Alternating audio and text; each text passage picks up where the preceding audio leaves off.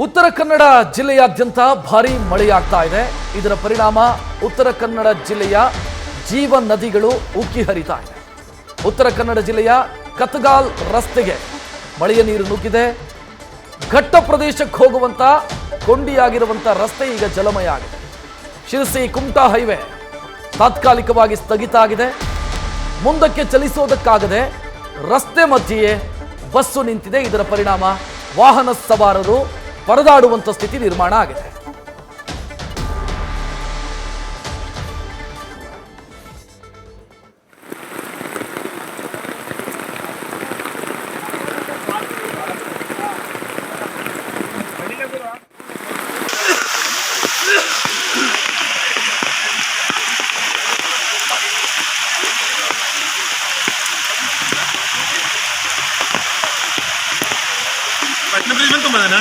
ಇಲ್ಲಿ ತುಂಬುತ್ತದೆ, ಇಲ್ಲಿ ಅಂತದಲ್ಲ, ಅಲ್ಲಿ ಮೊದಲೇ ತುಂಬುತ್ತದೆ.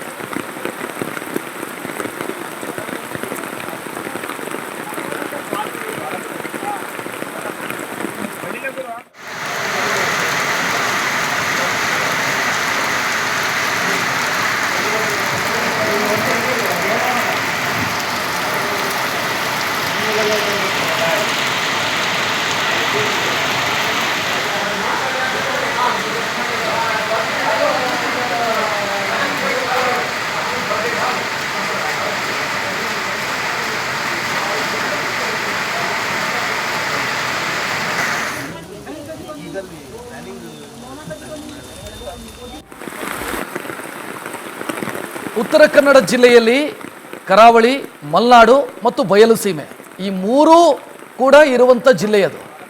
ಅಲ್ಲಿ ಘಟ್ಟ ಪ್ರದೇಶದಲ್ಲಿ ಮಳೆಯಾದರೆ ಕರಾವಳಿ ಭಾಗದಲ್ಲಿ ಪ್ರವಾಹದ ಪರಿಸ್ಥಿತಿ ನಿರ್ಮಾಣ ಆಗುತ್ತೆ.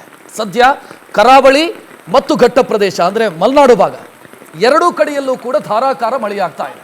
ಇದರ ಪರಿಣಾಮ ಏನಾಗಿದೆ ಅಂತಂದರೆ ಮೇಲ್ಭಾಗದಲ್ಲಿ ಏನೋ ಧಾರಾಕಾರ ಮಳೆಯಾಗ್ತಾ ಇದೆ. ಅದರಿಂದಾಗಿ ನೀರು ದೊಡ್ಡ ಪ್ರಮಾಣದಲ್ಲಿ ಕರಾವಳಿ ಭಾಗಕ್ಕೆ ಹರಿದು ಬರ್ತಾ ಇದೆ.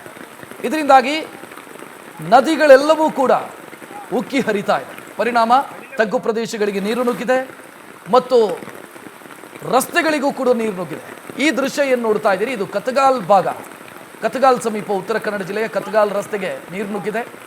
ಈ ರಸ್ತೆ ಉತ್ತರ ಕನ್ನಡ ಕರಾವಳಿ ಭಾಗವನ್ನು ಘಟ್ಟ ಪ್ರದೇಶದ ಜೊತೆಗೆ ಜೋಡಿಸುತ್ತೆ, ಅಂದರೆ ಮಲೆನಾಡು ಭಾಗದ ಜೊತೆಗೆ ಜೋಡಿಸುತ್ತೆ ಈ ರಸ್ತೆ. ಸದ್ಯ ಈ ಎರಡೂ ಕಡೆಗೂ ಕೂಡ ಕನೆಕ್ಟಿವಿಟಿ ಇಲ್ಲದಂಥ ಪರಿಸ್ಥಿತಿ ನಿರ್ಮಾಣ ಆಗಿದೆ. ನೋಡ್ತಾ ಇದ್ದೀರಿ, ನೀರು ಚಂಡಿಕಾ ನದಿಯ ನೀರು ಉಕ್ಕಿ ಹರಿತಾ ಇರೋದ್ರಿಂದ ವಾಹನಗಳಿಗೆ ಹೋಗೋದಕ್ಕಾಗದೆ ಒದ್ದಾಡುವಂಥ ಸ್ಥಿತಿ ನಿರ್ಮಾಣ ಆಗಿರೋದು.